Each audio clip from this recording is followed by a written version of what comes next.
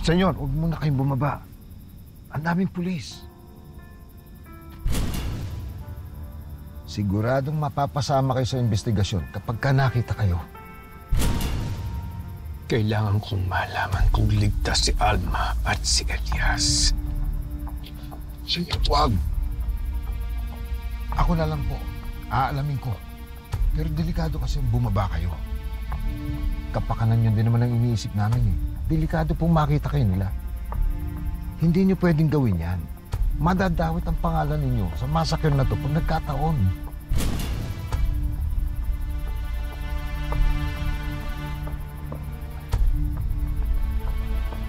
Pinuntirya talaga nila ako kay Now. Mamamatay ang lahat ng trumaydor sa akin.